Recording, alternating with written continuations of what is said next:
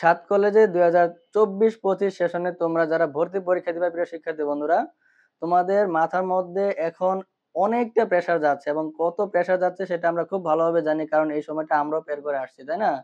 এই মুহূর্তে তোমাদের বিভিন্ন প্রশ্ন মাথার মধ্যে ঘুরপাক খাচ্ছে, এইদিকে যাচ্ছ ওইদিকে যাচ্ছ, বিভিন্ন সিনিয়রদের হেল্প নিচ্ছ।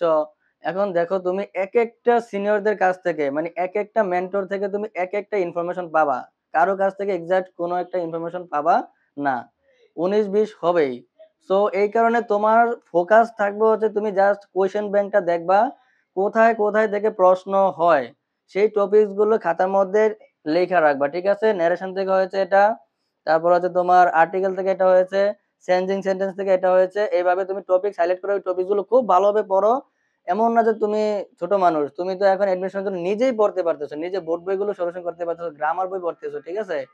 এই জন্য তোমাকে সাজেশনের জন্য কোথাও যাওয়া লাগবে না, জাস্ট টপিক হাইলাইট করে তুমি শেষ করতে থাকো। আর কমন তুমি জীবনও পাবা না। কমন অনেকে বলে যে 40% কমন পাইবা, 50% কমন পাইবা, এগুলো তো ফাও কথা, ঠিক আছে? এইটা যারা শুনবে ধরে রাখো তোমরা চান্স পাবা না। পাস করবা কিন্তু চান্স পাবা না, ঠিক আছে? কারণ তোমাদের ওই যে তোমার সেই কমন সেন্স তো ওইদিকে কাজ করে যে তোমরা প্রশ্ন ব্যাংক পড়লেই তোমার 60%, 50%, 40% কমন কমন দিবে, এটা তো ভর্তি পরীক্ষারে ভাই, ওরা তো এত বোকা না। ওরা অবশ্যই চেঞ্জ করে দিবে, কমন দিবে কিছু যেগুলো তুমি আগে থেকেই জানো, এগুলো আর চেঞ্জ হয় না। মৌলিক বিষয় কি আর চেঞ্জ হয়? চেঞ্জ হয় না, এগুলোই কমন পড়ে, ঠিক না? তো তোমরা ভাবো যে না এটা কমন পড়ছে ওইটা কমন পড়ছে, জীবনত তো এগুলো ইয়ে হয় না। মৌলিক বিষয় কখনো চেঞ্জ হয় না, এই কারণে তোমার কমন পড়ে। তাহলে কমনের চিন্তা বাদ দাও, টপিকস হাইলাইট করে আজকেই পড়তে বসে যাও। কোনো জায়গায় তোমাকে কোনো কিছু করতে হবে না। আর আরেকটা হিডেন ট্রিপস হচ্ছে তুমি বেশি বেশি প্রত্যেক দিন তোমাকে পরীক্ষার উপরে রাখতে হবে। তুমি তো সেই আগে থেকেই পড়তেছো কিন্তু তুমি পারতেছো না কেন? কমন মিস্টেক করো, একটা কমন মিস্টেক বলে কথা আছে।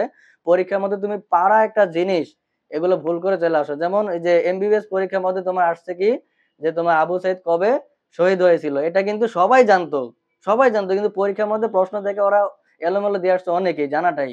এরপর আসছে কি 100 টাকা নোটের মধ্যে কি একটা প্রতীক থেকে একটা মসজিদ আছিল, তাই না? তো ওইটা কিন্তু অনেকেই জানে না। অনেকে যারা মনে করে যে পকেটে 100 টাকা ছিল তারা কিন্তু এটা পেরেছে, তাই না? তাহলে দেখো ওই সময় তোমাদের কমন মিস্টেকটা হয়। সো তোমাদেরকে হচ্ছে কোনো ধরনের চিন্তা চেতনা বাদ দিয়ে তোমরা জাস্ট পড়ার মধ্যে মনোনিবেশ হও। প্রত্যেক দিন পরীক্ষা দাও, আর তোমাদের পরীক্ষা নেওয়ার জন্য গুগল ফর্মের মাধ্যমে তোমাদের রেজাল্ট দেখতে পাবা। তারপর হচ্ছে তোমরা কে কোনটা ভুল করেছো, কোনটা সঠিক উত্তর, ঠিক আছে? এরকম তোমাদের পরীক্ষার ব্যবস্থাটা আমরা করতেছি, আমি করতেছি নিজে, ঠিক আছে? পরীক্ষা তোমাদের প্রত্যেক দিন হবে, রুটিন অনুযায়ী প্রত্যেক দিন পরীক্ষা হবে, তোমরা জাস্ট পড়াশোনা চালাই যাও, হ্যাঁ? তো পরীক্ষা যত দিবা তোমাদের ওই যে পরীক্ষার সিটে বসবা তখন কমন মিস্টেক গুলো আর হবে না। তখন দেখবা যে কমন কি, কমনের থেকে উপরেও চলে আসবে অনেক কিছু, ঠিক আছে? তোমাকে জাস্ট টপিকস বুঝতে হবে। হুম। আর বিভিন্ন জায়গায় তোমাদের ঘোরাঘুরি করা লাগবে না।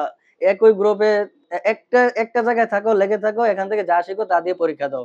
এই গ্রুপে ওই গ্রুপে ওই মেসেঞ্জারে আরেক মেসেঞ্জারে, মেসেঞ্জার থাকবে তোমার 50টা, গ্রুপ থাকবে তোমার 20টার উপরে। এত জায়গায় এত কথা শুনলে তোমার মাথা তো খারাপ হবেই। দেখবা যে সবসময় মোবাইলের মধ্যে থাকা লাগতেছে, বইয়ের সাথে কোনো সম্পর্ক নাই। পরীক্ষায় দেখবা যে তুমি টাইনা টুইনা পাস করলা 40 পাইয়া, যে ভাইয়া পাস করছি আমি, কিভাবে একটা চয়েস দিলে তোমার হচ্ছে একটা চান্স পাবো, তখন তো আমি সবাইকে না করে দেবো। কারণ তোমার হচ্ছে যারা, হ্যাঁ, পজিশন থাকবে তোমার মনে করো যে তোমার 5,000 6,000-এর মধ্যে বা সিটের কাছাকাছি, আমি তাদেরকে সাজেস্ট করবো সবসময়, ঠিক আছে? যারা দূরে থাকবে তারা এমনিতে সিট পাবে না। হ্যাঁ, তবে সিট থেকে 2-3 হাজার বেশি যারা আছে তারা টেকনিক্যালি তোমার হচ্ছে চয়েস দিলে পেয়ে যায়, ওইটা হেল্প করবো অবশ্যই, সমস্যা নাই। কারণ যেমন 5,000 পজিশনের উপরে গেলে কমার্সের জন্য তোমার হচ্ছে এটা চান্স পাওয়ার আশাটা কমে যায়। আর 7,000 বা 8,000-এর উপরে গেলে সায়েন্সের থেকে চান্স পাওয়াটা কমে যায়, একদম আশা থাকেই না। আর 10,000 11,000 পার হলে আর্টস থেকে চান্স পাওয়াটা কমে যায়, আর আশাটা থাকে না। অনেকেই আশা দিবে তোমাকে যে পাইবা, চয়েস দিলে পাইবা, এই সেই কত ধরনের কি যে হবে, এগুলো তোমরা মাথা থেকে একদম বাদ দাও। তোমরা পড়াশোনায় মনোযোগ দাও এবং প্রত্যেক দিন পরীক্ষা দাও। হ্যাঁ, নিজেকে একটু মনে করো যে অ্যাক্টিভ রাখো, তাহলে তোমার আর কিচ্ছু লাগবে না, ঠিক আছে? তোমরা জাস্ট এটাই ভুল করো, বিভিন্ন জায়গায় ঘুরতে ঘুরতে মেসেঞ্জারে, আমি তো তোমাদের দেখি যে মেসেঞ্জারে কে কি মেসেজ করো, মানে কত ফাও কথা বলে, এগুলো দরকারই নাই তোমাদের।